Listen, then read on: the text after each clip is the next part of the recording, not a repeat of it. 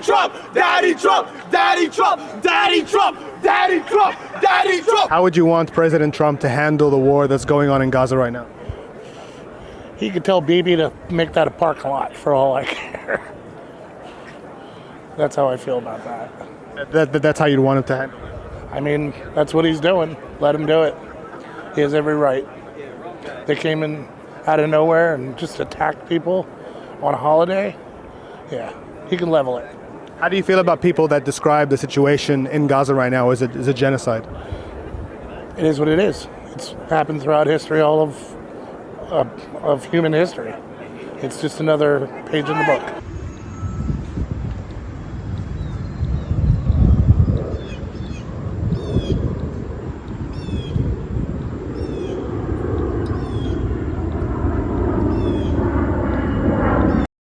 While some within the Harris and Trump teams alike were pointing to the Madison Square Garden rally as something hurtful to Trumpism and the conservative platform, I wish to cackle in their faces.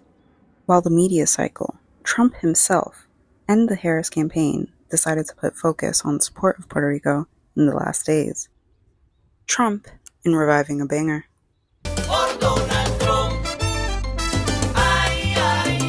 Made by Cubans. Harris dropping policy about opportunity for the people and development of their island. And the media cycle having to remind people that Puerto Rico is part of the US and Puerto Ricans live in swing states. I laughed my way to the ballot box with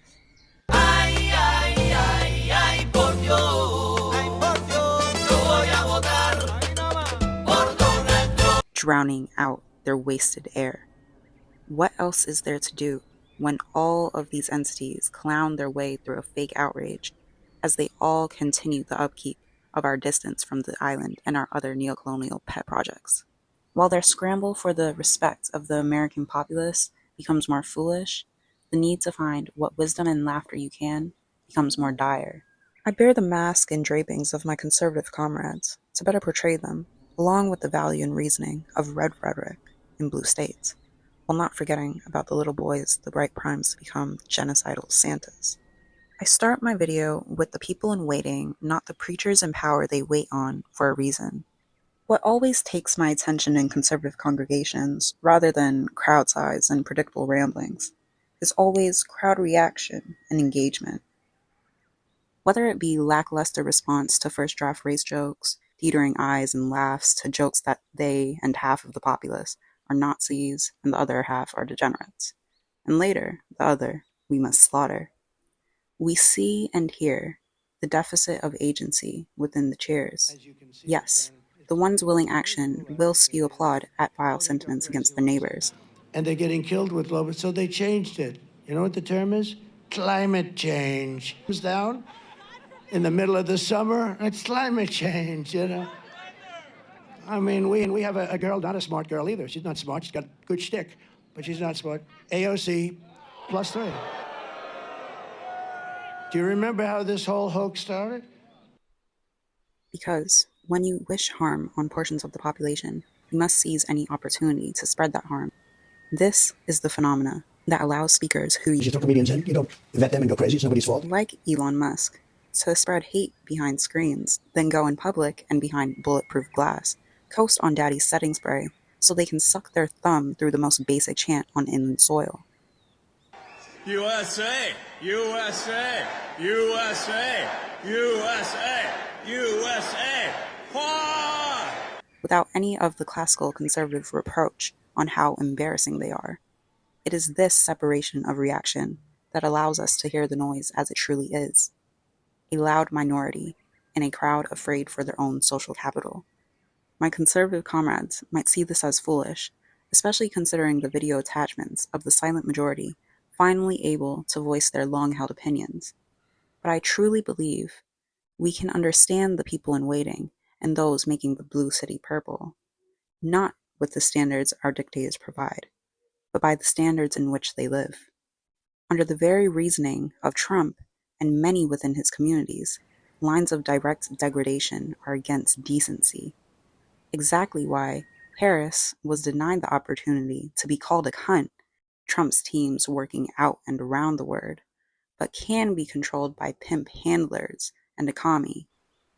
Exactly why election denial took a hit through 2024 campaigning and commentary. 63 million, which is what I got the first time you would win. You can't not win. And I got millions of more votes than that and lost by a whisker. And look what happened to the world. So the moderate among us could tune in without cringing at machete-wielding adjacent levels in rhetoric. Not everyone is willing to storm, but they are willing to laugh. Madison Square Garden is the most laughable October surprise of a generation, not because it was funny or a surprise, but because it was October, and the media, from every side, treated the uninspired traveling circus as something it's not: engaging. Trump, the ringleader that he is, can never allow his carnies beneath him to renew their acts. They do the same bits, usually for the similar crowd, and it's in this the media confuse the success of the show. They are in New York, where a melting pot of people came to support the change they need, the entertainer to lead the stage troupe. Donald Vote Early Trump. They see their cringe at the clowns as something that could cut off the circus.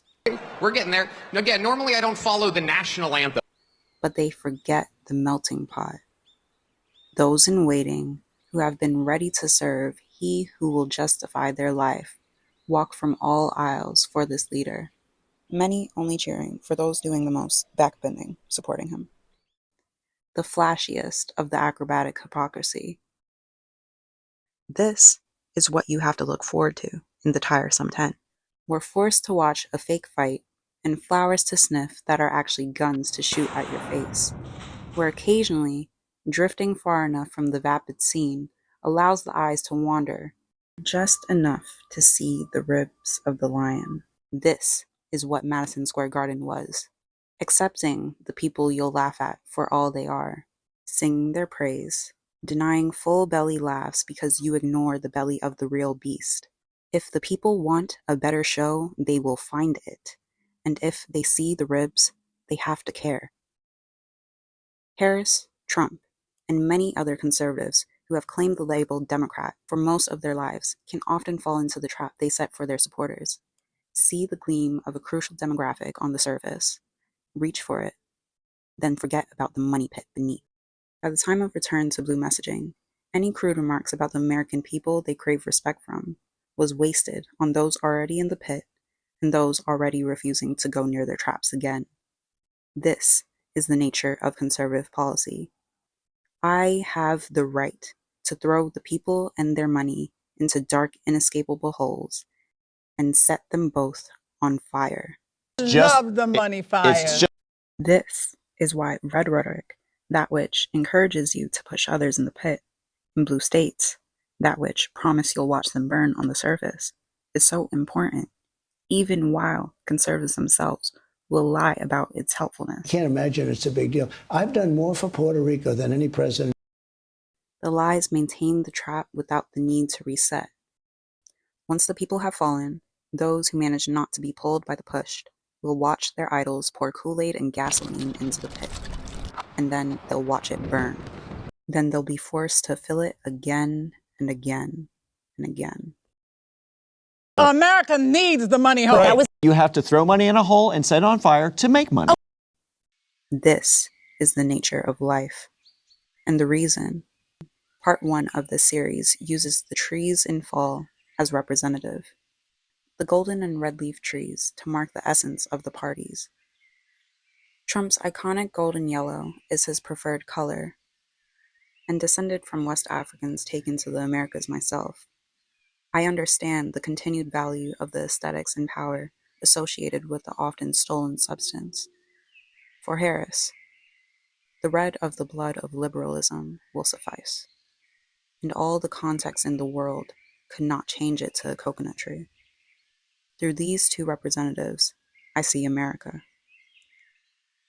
The conservative gold is falling quicker, no matter how vibrant the descent is, and even now, past the winter solstice, the red holds few strong, while the yellow is gone.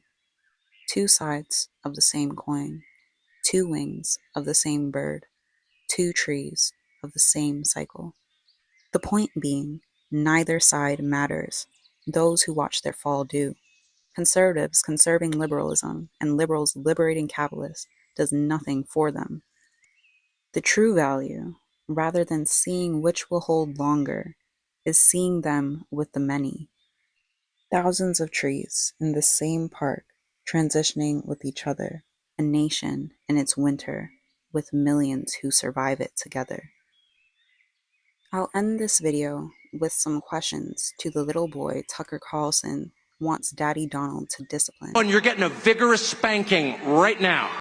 Do you need Trump of all people to teach you discipline? Can someone who mocks, abuses, and kills you and your loved ones value or respect the power you give them? Does that power and respect mean more in the hands of a community that empowers you?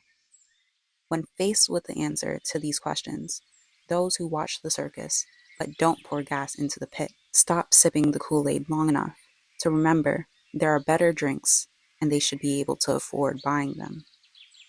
The little boy of the title is not a mockery. It is a call to remember. You are not fixed.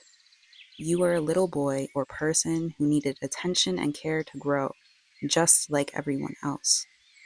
You did not start alone, and you will not end alone. This middle part is just reminding yourself that and appreciating it. Part 2 to this will be a much more detailed and financial assessment of the elite institutions that fight to keep us divided so they can keep us conquered, including a proper focus on lowercase education and what it means for the future of the American people. Keep an eye out for this and the sister series, Tradwifery and TikTok turfs won't save you, little girl. By interacting with this video or subscribing to the channel, please leave feedback, because unlike many conservative clowns, I wash off my mask of power and remember, my performance only has power due to those who view it. I care what you have to say.